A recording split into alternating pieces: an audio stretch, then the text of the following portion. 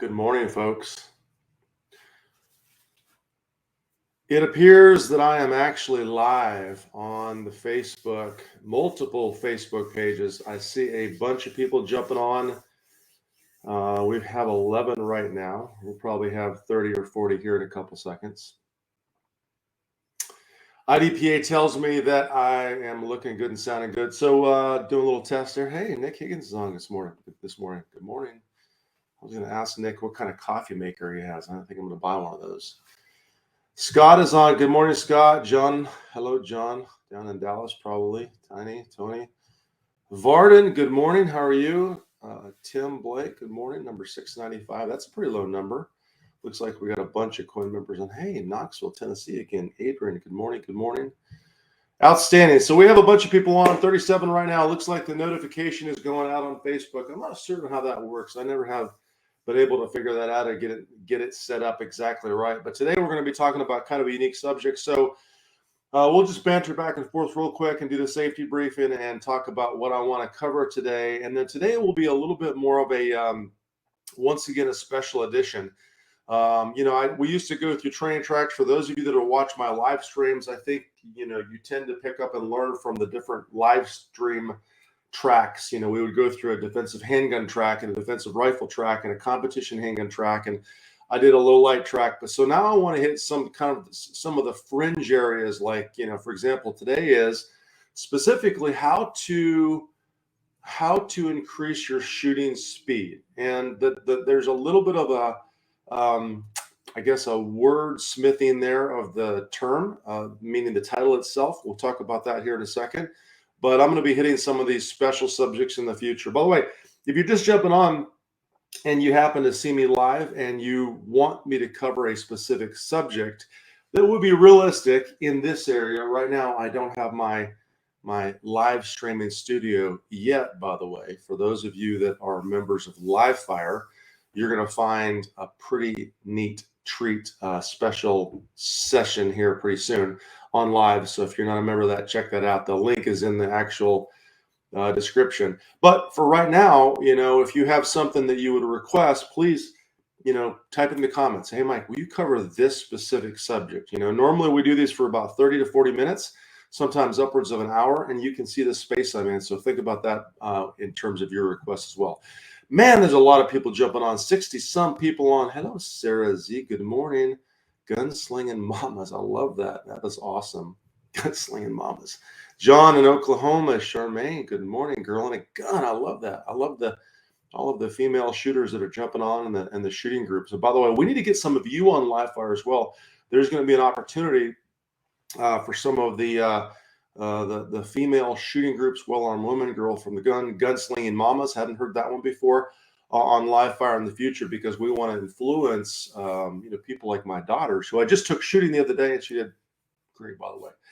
Rick is on. Good morning, Rick K. Oscar, James, how are you? Manhar, good morning, Manhar, man, from South Africa. Tim, man, Ivan, how are you? Good morning, man. We got a bunch of people on. So if you're a coin member, throw your coin number up there. If you haven't hit that like button, hit that like button. Doug Wellington, good morning. I see you as well, David.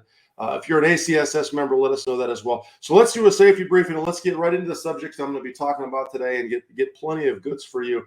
So, of course, if you're going to do this with me, all safety rules apply at all times. If you're going to dry fire with me, make sure you have a safe and unloaded firearm. I have several firearms that I may potentially demonstrate with. I have a couple in the case over there that I'll show unloaded. But I do, in fact, have a Glock 19 that's customized by Wilson Combat. And lo and behold, whoa, what's that? Boom, I didn't put a hole in my wall. That is actually the Cool Fire Trainer. So if you look at that barrel, it's got a red barrel. It's very distinct. They actually have a couple different colors. But the bottom line is I took one of my teaching guns, my Glock 19, and I converted it with a Cool Fire system. So if you're interested in the Cool Fire Trainer, there's a discount link on my podcast show. That they're fantastic training tools. Matter of fact, they're really good training tools for those of you that wanted to teach maybe a family member about pulling the trigger properly and gripping the gun properly, but they're a little bit afraid of the noise, but you want to have something that has some belt control and then trigger reset. So that's the Cool Fire Trainer, unloaded and clear. Of course, I'll be using my CERT demonstration tool. Just talked to my buddy Mike Hughes the other day. Actually, I think he left me a message. So if you're looking for a CERT, they're made by Next Level Training. Great trigger tool, or great tool that allows me to teach the trigger process. So if you look at the laser lights, this demonstration tool has a prep laser, right? And it has a press laser. So that'll allow me to talk about trigger pulling and speed as well. If you're going to do this and you're going to dry fire and handle a firearm, you have to comply with all safety rules. So make sure you have a safe backstop and beyond. And the 4 primary safety rules are all primary safety rules, okay? So please, if you're not willing to comply by the safety rules, I got to tell you to go elsewhere, and I don't want to do that. So one thing we realized the other day, and I'm going to ask you to do me one favor real quick before I start my actual lecture discussion on speed, and I want you to hit that like button. What we found the other day is the more people that hit the like button, Facebook says, wow, people like this, I'm going to show it to other people. And they don't do that by the description or anything else, as far as I know. I'm sure there's probably multiple things on the algorithm that they tweak. But the point is, do me a favor and click the like button and click the share. If you say share, it'll oftentimes give you the opportunity to share it to a group. And let's see if we can bust 100 here in just a couple minutes. We've only been live for 8 minutes and I'll have 73 people on. So if you hit that like button and share button, we'll probably hit 100 here in just a second. Let me see what else I have on. Hey, there's Kelly Keltner on. Man, Kelly, that is an early morning to be on. Good morning, sir. Steve Washington from Michigan. Steve Washington, you need to have all of your USCCA folks on right now. We'd have like 100,000 people on live if you did that, man. Chuck Boyce, nice, Central New York. Good morning, Chuck. Tim, Wisconsin, how are you, sir? Teddy Cardenas from the Philippines. Incredible, nice. Jim Shanahan is on as well. You talk about speed, man. Jim Shanahan has a trigger finger that is basically full auto. Wade Peterson from Fayetteville, North Carolina. Good morning, Mr. Wade Peterson. Man, who else we have on? A lot of folks on. Okay, so with no more delay, let's talk about what I want to cover today. And I want to talk about how to improve your shooting speed. Now, in terms of improving your shooting speed, I told you that I was going to play and do a little play on words in terms of the term itself, right? So when we're talking about shooting speed, let's define with my safe and cool fire trainer here, when I'm trying to go faster, what are the things that I can do faster? And I want you to think about that. There are 3 things that I can do faster, right? Number 1, I can fire the gun faster. So I can learn to, build a grip, find the sights, manipulate the trigger as fast as I possibly can. Number 1, I can shoot faster. Shooting faster is a byproduct of good structure, right? Controlling tension, because tension does matter, and understanding how the process works. When we're talking about good structure, I won't go too deep into the details, but when we talk about the structure itself, I want to give you a few things that I see. 3 primary things that I see most shooters doing wrong in most of my classes. Number 1, they get lazy with their lower body. So they haven't built a good lower body structure. And you may say, well, Mike, what does the lower body structure matter? Because the most important contact point with the gun is where your hands are. So if you look at the entire structure from the hands all the way down to the ground, the most important part of the structure is the contact point with the gun. But in these 3 things I'm going to give you, my students get lazy from the ground up, meaning their feet are too narrow and they're on their heels. So the first thing I would tell you is to get wider than your shoulders and get your feet or your body weight on the balls of your feet. And you may say, well, Mike, what does that really matter? The bottom line is it matters in the element of shooting fast and in the ability to move the gun, as well as to control the recoil. Believe it or not, a narrow stance on your heels indicates that your upper body weight is off. So 3 mistakes I see. Number 1, the feet are lazy. Get the feet wider than shoulder width and put the body weight on the balls of your feet. The second thing I see a lot of my students do, and this is incredibly common, is they violate the upper body position. So if I look at the upper body position in relationship to the lower body, the upper body is basically like a lever. So if you can imagine, this is the shoulder point and this is the hip point. Let's just say this is my upper body, not my legs down here, but this is my upper body. If I have my shoulders directly over my hips, that means that every time the gun recoils, that force is imparted on the shoulder area. The recoil pushes the gun this direction. And the more the recoil pushes the gun this direction, the more it changes that lever, right? The more effect it has against me. So it's incredibly important that my shoulders, if we to take the center line of my shoulders and the center line of my hips, I have to get my shoulders ahead of my hips. A lot of instructors will say nose over toes, but what they forget about is the balancing aspect of that. So I'm going to give you a little bit of an angle down with the camera. Right? When I get my shoulders and my nose over my toes, I also want to counterbalance by getting the lower body to the rear slightly, right? So that's the second mistake I see. And the third mistake I see is a violation of the hands on the gun. We have not figured out the placement and the pressure on the handgun. Like when we talk about recoil control, placement of the hands is critical. A nice high grip, index point. Trigger guard, index point, we have pressure between the trigger guard and the middle finger, right? Second hand high in the gun. And the failure there oftentimes, and I'll talk more about grip here in a second, is taking that hand and rotating it too far forward, or trying to falsely rotate it forward for some foolish reason that they were given at some point in time. So those three things, getting lazy with the feet, having an improper upper body relationship from the shoulders to the hips, and then not having good placement and pressure with the hands on the handgun are affecting shooting speed. Because if you talk about speed in terms of this live stream, how to improve shooting speed, right? There are three things we can do faster. Number one, we could shoot the gun faster, right? Boom, boom, boom. Which is what I just discussed to an extent. We'll break that down a little bit. Number two, we can move the gun faster, right? So once we get done firing on this target, we can learn to move the gun faster. That's a direct byproduct of your lower body positioning. And then number three, we can move our body faster and be ready to shoot sooner. So if I get to the position where I'm done shooting in this position and I run over here, I have to get myself ready to shoot the handgun by indexing and aiming it early. If I aim it early, then I can be settled in the sights or the dot, and I could fire the gun sooner. So that's really all we can do to improve the speed on. Shoot the gun faster, move the gun faster, and move your body faster and be ready to shoot. And those are the three keys we're going to talk about in detail or somewhat detail today, because I want to give you a live stream that's more of a tip format that you can take these little teeny tiny chunks directly to the range and work on, if that makes any sense. Okay, let's see who else we have on, and then we'll get into it. Looks like, man, we have just so many people on. 91 people, so close to 100. For those of you that click the like and the share, thank you so much. Hey, Florian from Romania. How are you, Florian? Wow. Richard from Kansas. Good morning, Richard. Bob B. from Terrace, BC. Good morning, Bob. How are you, man? That's incredible. And Matthew Meeks, 5:30 in California. You Californians are up early. Thank you so much for joining me. Martin Falk, good morning. Yes, good. Yes, Martin, if you want to watch later, you can go back to Facebook and you can rewind and you can actually watch the entire video. Oftentimes, IDPA is posting this. I've given them permission to post these live streams on their YouTube page if you want to go to that as well. Hey, if you don't follow me on Instagram, follow me on Instagram, because I'm going to cut the key chunks out, and I post little Instagram tips along the way of the key chunks of this live stream and all of the other live streams I do, okay? We hit 99 a second ago. We'll probably hit 100 in just a second, okay? So shooting speed. Let me talk to you about something that shows up on the interwebs a lot, and that is tension, right? So what you will hear, and the theory is, if we have too much tension, we can't fire the gun fast. And let me break that down and specifically talk about that. So oftentimes when I'm talking about structure, I'm talking about getting the hands on the handgun.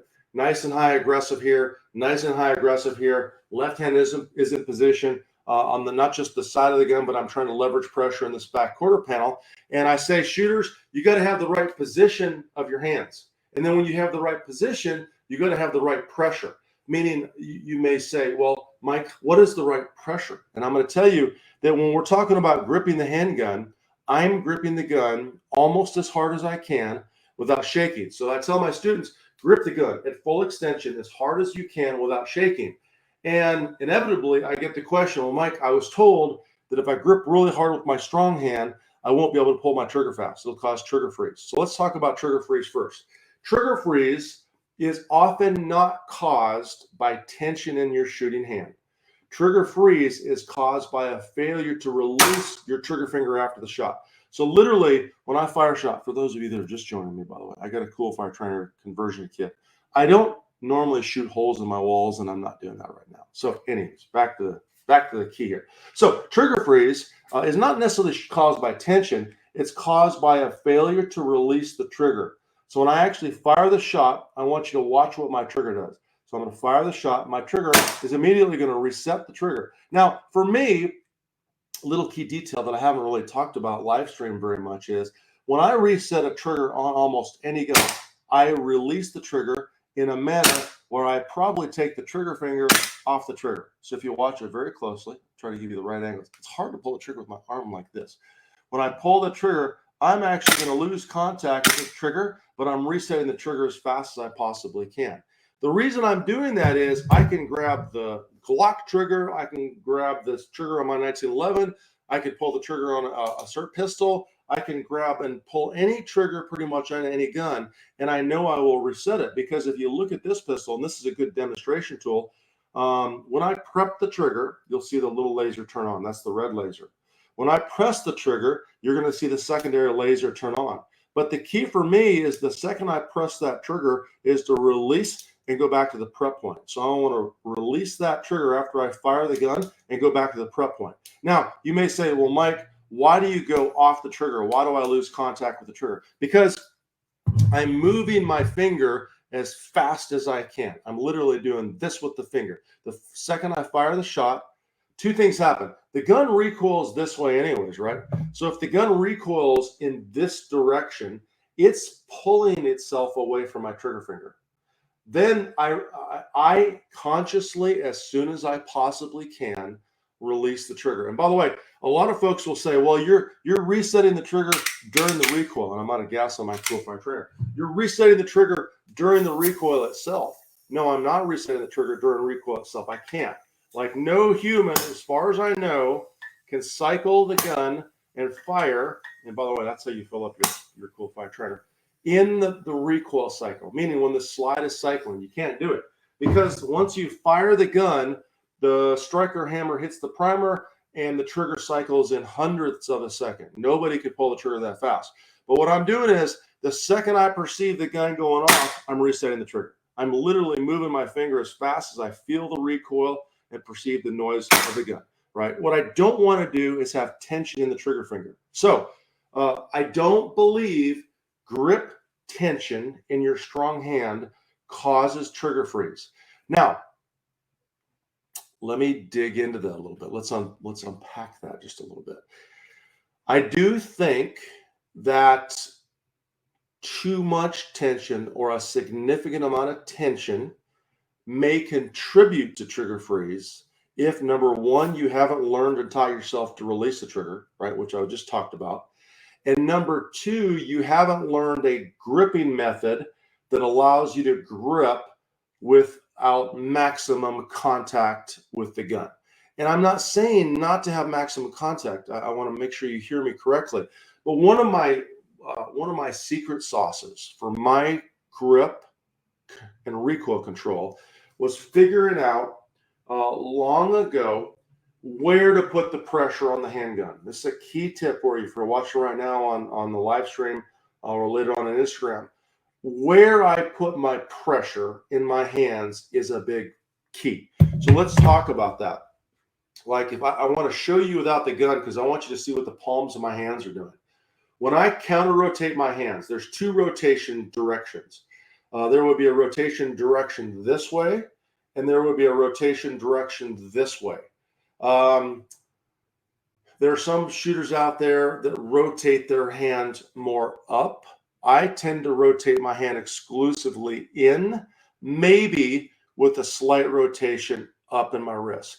The reason I don't do a lot of upward rotation is because that pulls the bottom of my palms away from the back of the grip. And I want to have as much of my palms in contact with the back of the gun as possible. But when I learned a long time ago, and I'll give you an interesting full disclosure here. I actually keyed on this in a class when I was the lead instructor at the Air Marshals many years ago, and I was shooting with a retired SF special operator, and he had talked about how crushing the back of the gun, something he learned from my buddy Rob Latham, was really important to him in his recoil control. And I had gripped the gun hard. I was already a grandmaster in USPSA at that point in time. But I'm like, really, let me play with that more. And I realized that crushing crushing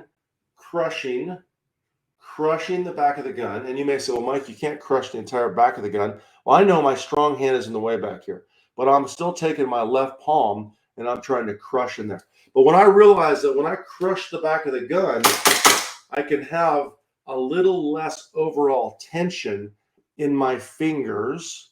Now, I'm not saying I'm not gripping the gun hard, because I am, but I have a little less tension in my fingers, and that allows me to pull the trigger pretty fast. Now, how fast is fast? Like, what is, when I say fast, what is fast?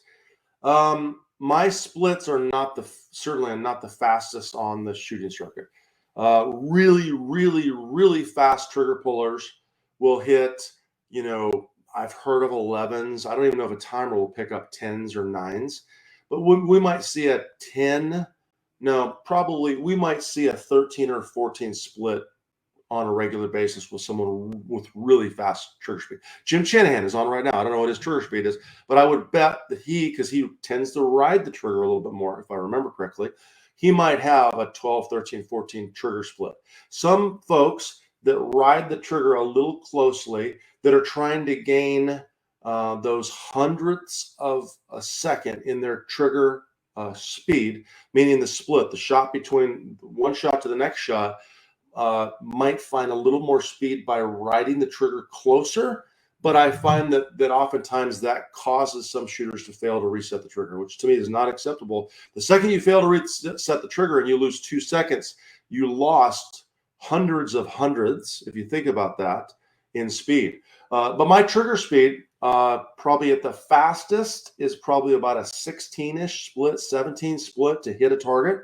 But normal would be between 18 and 22, about 18 to 22 splits on a wide open 0 zone target or a zone target at a distance where I can guarantee good hits, like meaning I can fire good hits on the target as fast as I can pull the trigger, because my grip, my recoil control system allows me to pull the triggers that fast, right? And that's a byproduct of maximizing my grip pressure and then doing the right things. By the way, I got a little bit of a leak in my air canister. I need to fix that. Put a new one on. 104 people on. We hit 100. I love that.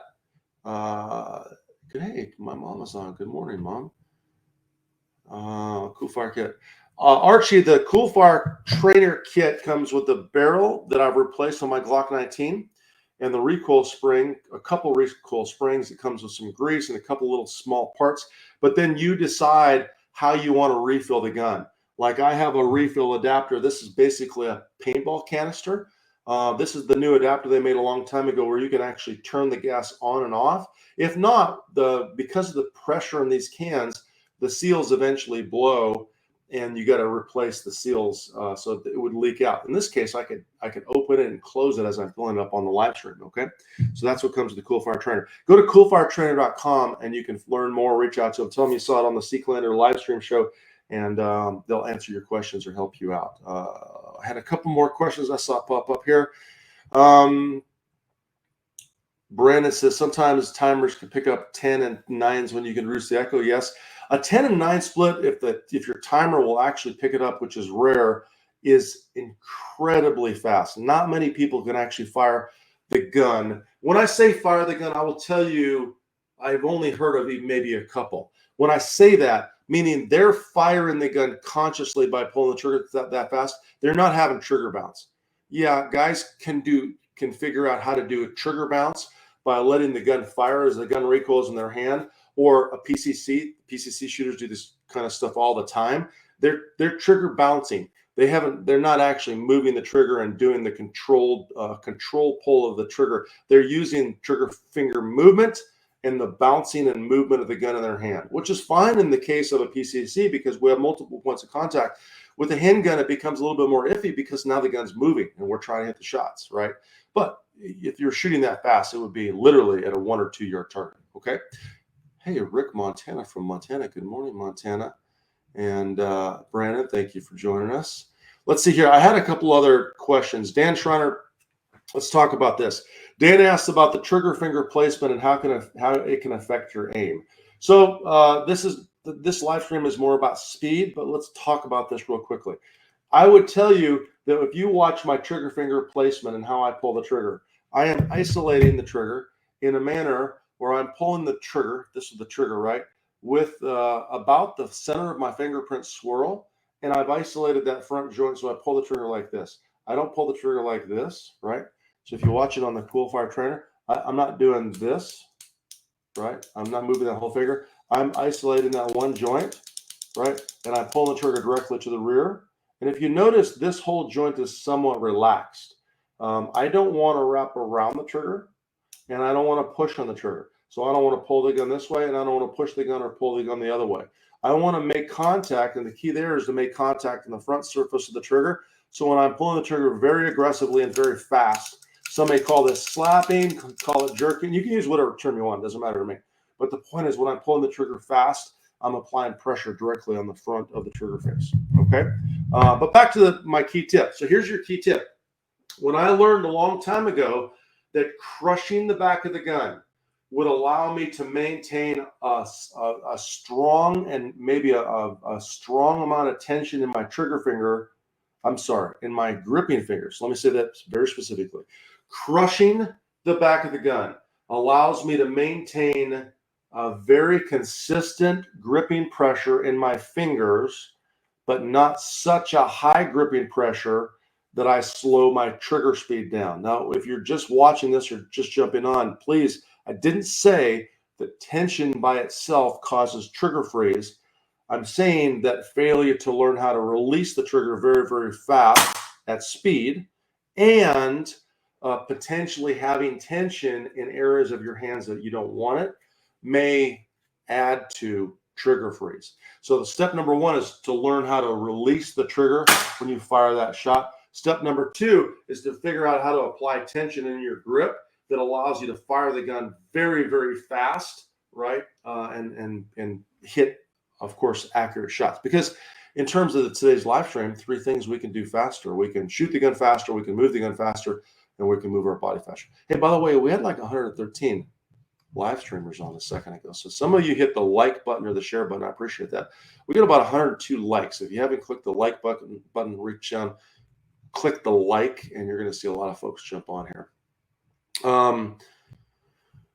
Martin, does the Coolfire Trainer wear the strike pin? No. So the original Coolfire Trainers, the device that actually cycles the slide, they made them out of a softer aluminum maybe or steel, I'm not sure which.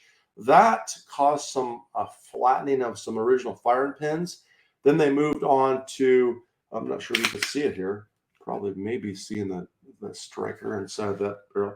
Then inside there's the striker inside that circle. Then they moved to a very hard, probably a Delrin or some other composite material, which since I've been shooting these since then, doesn't have any effect whatsoever on firing pins or strikers or whatever else. So no, they do not. Okay.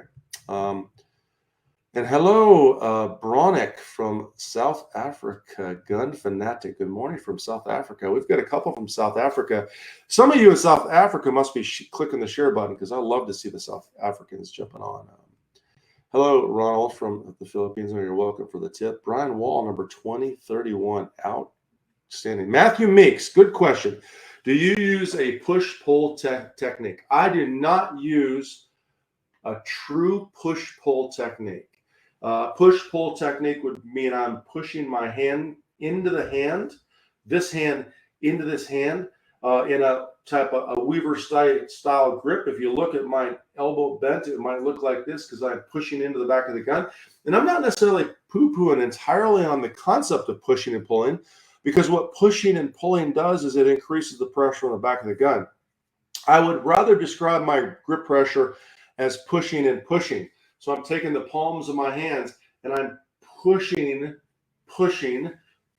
with both palms of my hands. Now, to do that, this hook is important.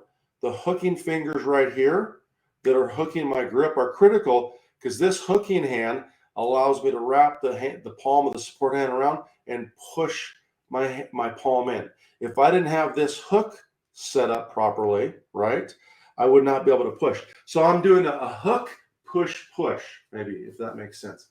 I just actually said that term the first time ever. I'm not pushing and pulling. I'm pushing and pushing with the palms of my hands. But to do that, I'm leveraging the hook. So that, certainly people may call that a push, but my hand rotation is more like this, if that makes sense. Okay, good question. That's right. Tim says the point of the Weaver is trying to get that we're recruiting our entire upper body in an effort to control the handgun. Here's the point: to control the handgun, it's always the same thing. It's placement of your hands and pressure on the handgun. So if we have our hands in the right place and with the right pressure, we will leverage more control of the handgun. Now, if you were to take the handgun and push really hard on the back of the gun and pull with the other hand, it dramatically increases the pressure on the back of the gun, which dramatically reduces the muzzle flip. The problem with it is it's very hard to do in multiple positions. I can orient my body and pull to the left pretty easily, but if I need to shoot to the opposite direction, I've made it very difficult to build that same structure. So let's call the modern day practical shooter, those that do USPSA and IDPA, the guys that are at the top level and winning or placing in the top 10 are all shooting from a hand position that is similar to this. Some of them have a little more rotation of their hands up and their palms in, but the point is every single one of them is shooting basically like this, right? And that's the issue. It's neutral. We have the ability, and I used to say this oftentimes on the live streams, I have the ability to leverage positive, neutral control on the handgun. Positive means I have positive pressure on the gun. Neutral means I'm not pushing the gun either direction, and I can take that same position and I can rotate and shoot my body up like this or on the move, and I can maintain that same structure with what Mr. Rob Latham and I, when we teach our classes, we call that the upper body triangle. Okay. All right, let me see what else I have. Hey, good morning, Luca from IDPA Israel. Hello, hello, hello. Nice to see you. What else do we have here as far as questions? So we talked about quite a lot on grip pressure. And let's see. John says, if my build drills, I drop a shot almost straight down. What's going on there? What is the solution? Here's the deal. I'm very cautious not to give a solution to someone that has a shooting error on a target on a live stream without watching the shooter. The real truth is, I don't know what's happening. When we don't shoot where we want to shoot, and I'll give you a theory, but when we don't shoot where we want to shoot, three things have happened. Number one, we didn't aim, right? Well, let me start from the very beginning. Three things happened. The gun's not zeroed. That may be the first thing. Blame the gun first. Haha, I know it sounds funny, but seriously, blame the gun first. Number two, we're not aiming exactly where we want to hit. That's the second possibility. Or number three, we move the gun before we fire the shot. Now, in terms of firing a shot, when you fire the handgun, when I fire a handgun, I initiate a recoil control cycle and I pull the gun back down. I know you don't do it consciously, and some of you may not think of it that way, but the reality is if the gun flips up, something has to pull the gun down. Well, what pulls the gun down? You pull the gun down, right? You and your hands and your wrists, a byproduct of that pressure and placement, return the gun from recoil. In terms of John's question, if I have a shooter that's shooting too fast and they fire a shot somewhere in the recoil cycle of the handgun, that tells me that they're letting the gun recoil. I know that sounds like a weird statement, but the gun is recoiling. You're never going to truly stop that, right? But they fired the gun when the gun is returned to where it should have returned to. The second problem is, in terms of John's question, is if the gun is firing on that upper path, we might hit high shots. So we say, well, if you're shooting shots that are high in a sequence, that's about the only acceptable error. But if you're shooting shots directly low, meaning we're going below the line of recoil, that is a movement or timing issue. So when you fire the gun, you're not controlling the recoil and pushing it back down. You're pushing the gun before you fire. So John, almost certainly if the gun is zeroed and you're aiming at the right spot, you're pushing the gun before it fires. It's as simple as thinking about what's happening with the firearm. The gun fires, it recoils up. every single one of your handguns recoils up. They don't recoil down in most cases. There's some cases where if we over spring a gun, the front end will tend to dip or dive because of the spring pressure of the gun itself. But generally speaking, the gun's going to recoil up and return to the same spot. So if you're pushing the gun down when you're firing, the faster you fire. And I say this all the time. Good recoil control is all in the hand's placement and pressure. Good trigger control is good grip control. Everybody's like, well, you pulled the trigger wrong. You did something wrong with the trigger. That's not the case. Good trigger control is good grip control. So if I have good control of these three fingers and my wrist and there's no motion, I have good trigger control, right? Matter of fact, if you have control of these three fingers and the wrist, you can do whatever you want on the trigger. It doesn't matter. You can literally do whatever you want on the trigger, and you won't move the gun outside of the aiming area, if that makes sense to you. Okay. Hey, Ted Leonard. Good morning. I see you jumping on as well. Jonathan from Denver, Colorado, and Bob Lou from Miami. Good morning. Good morning. Okay, folks, if you have a question, throw it up there. We're talking about improving your shooting speed. We just talked kind of at length about the gripping process, maybe the causes or not causes of trigger freeze. The second thing I want to talk to you in terms of gaining speed is moving the gun faster. Now, here's full disclosure. This doesn't, the transition stuff that we practice in competitions is not as relevant for maybe you defensive shooters, right? I'm not saying it's not relevant, but it's certainly not as relevant because in a defensive situation, law enforcement or whatever else, you have to make the decision. So if there's someone over there to your left or to your right, I know it sounds really cool to drive the gun over there fast and shoot an El Presidente and engage three ninjas. But the point is you're going to have to look, you're going to have to make a decision, and then you're going to have to fire the gun. So the time for you to look at something and make a decision is about 3/4 of a second. The time you can move the gun and fire it for most targets, even on a wide string, is probably, or wide swing is probably about 4/10 of a second, right? So the transition is not as applicable if you're in the decision-making mode, which you should always be in an offensive, real lethal force type situation. But for those of you that are trying to gain some speed in your matches, moving the gun is critically important. I want to have the ability to fire a shot and move the gun as aggressively as I possibly can. And that starts from the ground. Once again, that process is a byproduct of having the right lower body position. So if you looked at my feet right now, my feet are wider than my shoulders. Okay, the weight is in the balls of my feet. My feet are narrow. If my feet are inside my shoulders, I simply can't drive the gun as fast. And then you want to work on driving the gun. The question I get oftentimes is, Mike, do you drive the gun with your upper body or do you drive the gun with your lower body, with your feet and your knees? The answer is both, everything. So when I drive the gun from a target over here and I want to fire the next target, I can't violently move the gun, that fast, right? If you think about it, I cannot violently move the gun like that by just using my upper body waist. I am pushing when I drive the gun to my left off my right foot. I'm pushing off my left foot when I'm driving it to the right.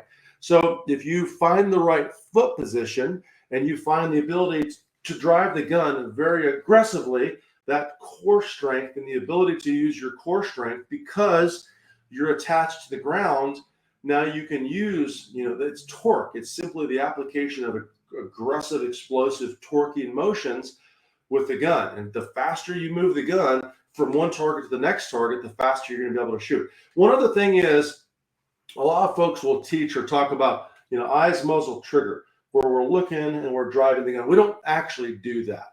We look and we drive the gun at the same speed. So if I shoot at let's say there's a pin on the wall right there, and there's a pin right there. This is how I would shoot those two shots. Watch my eyes. I'm going to fire the first, say a second shot there.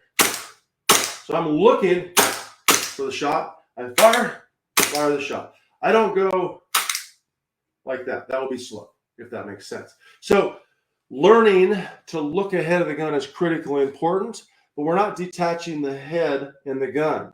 If I detach the head and the gun a lot, then I got to get the gun back in front of my vision, my eye target line. And that takes some time, and I don't want to do that. Okay. Bob, sorry about that. I see you missed that class as well. So So what else do we have here? Oh, so Ronald asks, when do you target focus and when do you use dot focus? So here's the deal. 95% of the time or more, I'm probably looking at the target with a dot. You're supposed to, let me use some hashtags, some air quotes, right? Supposed to. You're supposed to look at the target with a dot. The whole purpose of the optic, the holographic image, is so you can look at the target. You can look at the exact spot you want to hit. So all the large majority of the shots I'm firing, unless I'm doing very slow fire, extreme accuracy shooting, I'm always looking at the target with an optic. So there's your rule. Always, always, always look at the target with the optic, unless, there's always an unless, right? You're trying to shoot extremely accurate, and I might find my vision kind of hovering back to the dot for a second and to the target, but I will tell you it's mostly on the target. So if you're shooting optic, you should be looking at the target. In terms of iron sights, I look in a variety of spots. Let's get my iron sight pistola back up here. I don't have a specific spot that I look all the time. If I need to have very precise alignment, I may look more at the front sight align and the rear sight notch on the target. But I'm oftentimes, for probably 80 or 90% of the shots or more, I'm looking somewhere in between the gun. I'm looking at the whole sight picture, and I'm bringing my vision back to the front sight, or maybe even the top corners of the front sight. Of the accuracy requirement is incredibly high. So, good question. Okay. Eric Mejia says, "Good trigger control is good grip control." You're right. That should be a shirt. Here's another shirt. I say this weekend in class. I said this one. You're gonna love this one. We should put this on a shirt as well. I need to put a bunch of these things on the shirts. Here's the quote. This is gonna make some of you laugh. If your gun's a flippin', you're not gripping. Think about that for a second. If your gun's a flippin', you're not gripping. That's a shirt quote, right? Okay. I'm going to put that on Instagram today. Instagrammers, if you're not gripping, if your gun's a flipping, you're not gripping. If your gun's a flipping, you're not gripping. So grip the gun harder. All right. Okay. Hey, there's Anders from Denmark. We'll talk about that. Yeah. 1 second. Anders, great question. So I want to make sure everybody understands when I'm talking about moving the gun or transitioning, I'm going to try to look ahead of the gun. So once again, I want you to watch my eyes. I'm going to fire a little pin over there, and I'm going to fire a pin over there. So I'm going to fire at this one, and as soon as I fire the shot, I'm moving the gun. But I'm looking over there, but I'm not doing this. I didn't get the head that far of the gun because I want to move the gun as soon as I possibly can. But if you looked at my feet, I have concrete floors in here. They're literally twisting and turning. I'm using my legs and my lower body to drive the gun. Now, and in terms of Andrew's question, 3 things we can do faster. We can shoot the gun faster, we can move the gun faster, and we can move our body faster and be ready to shoot sooner. So the first equation is, I need to move my body as aggressively as possible. If I finish shooting here, I talk about, taking the hands off of the handgun in a long movement. I can't demonstrate that very well in here because I don't have a lot of space. I'll be able to do that in the future in our live fire studio. But the point is, when I've moved into position, let's say my shooting position is about right here. Right here, I can start to see that target.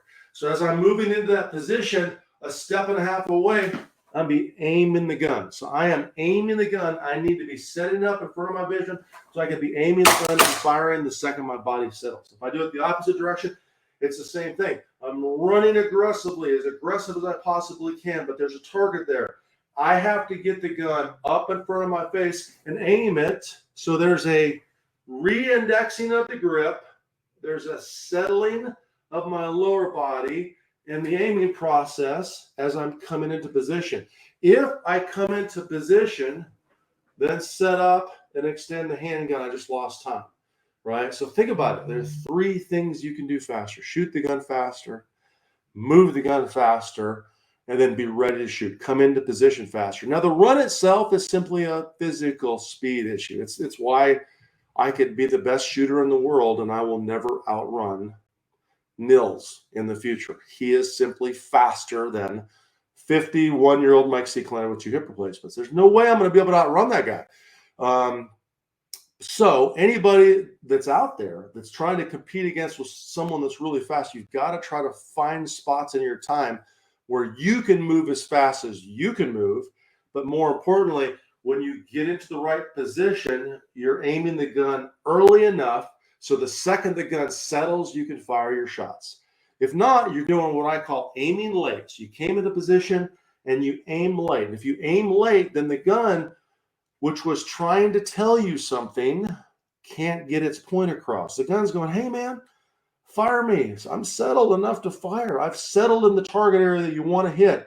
Shoot me. And you're going, I don't even know that. I'm not perceiving that because I'm not aiming the gun early. So aim the gun early when you come into position.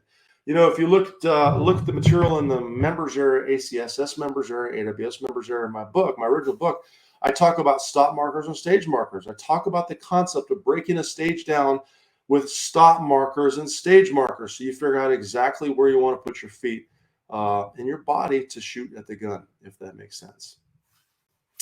Oh, Matthew Meeks says, if your gun's a flipping, your grip's a slipping. I like that even better, man. Yeah, if your gun's a flipping, your grip's a slipping. If your gun's a flipping, you're not gripping. I like them both, man. They're really good. I like that. So, okay. And is it Iwan said you buy a shirt like that? Maybe I'll do that shirt, right? IDPA says hashtag are you flipping or gripping? Man, send me the hashtag IDPA. I got to put that on the Instagram post or whatever today, man. You all are so good helping me out here. So, all right, folks, I have to. I've got to go pretty soon. We had a good showing today. 100 and some live viewers. Didn't quite hit 150. Like we have in the past, but that's okay. I hope this is shared and watched along the way, and you've learned a couple things. And by the way, Goldie, I see you. Good morning, Goldie from Kingsport, Tennessee. Nick says I got his wife Jody, but who? By the way, his wife Jody is fantastic cook, incredible cook. I'll put that out there, live stream to the internet. Man, I had so much great food up there. It's incredible. So. Bob Lou, second shot follow-up, USPSA carry optics. It's a byproduct of what we discussed in the front end. You know, follow-up of the gun is simply controlling the recoil. It's about hand placement and pressure. It doesn't change whether you're shooting carry optics or iron sights. A big gun, a little gun, it's always the exact same. Different guns recoil different, but the process doesn't really change. Let me see if I missed any other questions. Mick from Arizona, by the way. Okay. Matthew Makes, you're asking a lot of good questions, man. Do you have a drill exercise to pull the trigger faster? I certainly, I would not say that I have a drill. So understand that when we're talking about, if you were to go through my fundamental 5 drills, let's talk real briefly about the fundamental 5. Let me fill my cool fire back up. You can hear the gas because I got a little bit of a leak in there. I got to fix that. Cool fire, if you're watching this, I'm sorry. I should have replaced the ring. I know I'm not doing my job of representing your product, but here's the deal. That's the cool thing about this. I can then unscrew this, and this valve opens the gas. So even though my seal in there is not as perfect as it should be, I can stop it from running. I can still use all that air because I'm going to use it. I'm going to dry fire. Cool fire. I'm going to cool fire that later on. By the way, there is a Seeklander discount code, so use that if you order or tell them you heard it on the Seeklander live stream. So here, here, if we were to work through the fundamental 5, here's what we work from. Drill number 1, and all of the fundamental 5 are done from the contact point of the trigger, as if you drew your handgun out of the holster and you made your contact point. This is a starting point. Don't draw the handgun. Think about what you're doing. Drill number 1 would simply be a 5-shot grip drill to make sure the gun is 0. That's it. We're checking the 0. We're checking the ammo. Drill number 2 is the 1-shot extend, prep, or press. That means I'm extending the handgun. I'm building my grip on the handgun. I'm aiming the handgun by placing the dot on the target where I want to, or finding my front sight on my rear sight notch. And then when the gun stops on target, I'm prepping the trigger, and I'm going to fire 1 shot and re-prep the trigger. So I'm working on my recoil control system, right? Drill number 2, the extend, prep, or press, is a presentation and grip building exercise. So 1 shot at a time, I'm stopping the gun by building my grip. I'm firing it, and I'm testing it. When I say test it, the recoil control tells me if I did a good job or not. If the gun's a flipping, I'm not gripping, right? Drill number 3 would be the 5-shot pace drill. So I'm going to build my grip on the target, or excuse me, present the gun to the target, build my grip, and then I'm going to fire 5 shots as fast as I can, right? Right, that's it. 5 shots. 1, 2, 3, 4, 5. 1, 2, 3, 4, 5. And those are to the body. Now, those are done with what I call an accelerated pull. And I'm abbreviating this. The fundamental 5 is very detailed. It's a series of 5 drills. You can get it on my website as well. But that's the one in terms of your question, Matthew, that you can work on trigger speed. So you're working on trigger speed to the body, and then we would work on trigger speed to the head. So trigger speed to the body, we are literally accelerating through the trigger. When we go to trigger speed on the head, we will be prepping and pressing the trigger using what I call a control pull. We break that down into accelerated pull and control pulls. So, and then the last drill, of course, I'll show you the last drill real quick. The last drill of the fundamental 5 is pretty cool because we're basically alternating from 2 different target areas, right? So we're taking our gun, and if you imagine you had an IDPA target set up, and you're going to go 3 to the body, 2 to the head. So I'm going to go right, 1, 2, 1, 2, 3. So I'm accelerating to control. Accelerate, control. So you're going back and forth. So those are all you need to work on trigger control. Of course, the original Bill drill by Bill Wilson was a 6-shot drill from the holster where you draw and fire 6 shots. Those are the better drills to do. The bottom line is multiple shot drills. But the reason I do the fundamental 5 is each one of the drills teaches something very, very specific. And then when I'm done with the fundamental 5, then we can start drawing the handgun. Before that, we don't even need to draw the handgun. There's no reason to draw the handgun, right? We're working on the shooting. And the shooting with any gun occurs here. This is the shooting. The draw, the reload, the pickup, all that stuff, that's a manipulation. So work on the shooting. Man, 8:23 already. Oh my gosh. Okay. Glenn asks, what distance are you using for the fundamental 5? It really doesn't matter, Glenn, but the large majority of the time I'm using about 7 yards for the fundamental 5. It needs to be a distance where with the body shots on the 5-shot pace and the fundamental 5, the 5-shot group drill, the 1-shot extend prepper press, 5-shot pace to the body, 5-shot pace to the head, and then 3-2. Okay, 3-2, speed up, slow down. And like I said, if you want to check those out, they're on the web store. Every video is very detailed in what I want you to do. But if I do 7 yards, that means that 7 yards on the A zone or the 0 area, for most shooters, I'm able to pull the trigger straight to the rear and accelerate on the trigger. On the headshots at that distance, I have to use a control pull by prepping and pressing the trigger. So 7 yards is a good variation. A more advanced shooter may do the fundamental 5 from, for example, 10 yards might be a better distance for them. Okay. Tiny, thank you. Semper Fi, brother. Gerald in Oregon, catch the replay later. Good. Thank you, sir. Good morning, Joe Marsh. How are you? And let's see what else I have here. Good morning, Aruba in the house. Claudia from Aruba. Good morning. Outstanding. Right. Chuck says he's not sharing. Don't share. He doesn't want his competitor to beat him. But come on, we got to share a little bit, right? I guess I think that makes sense. Good.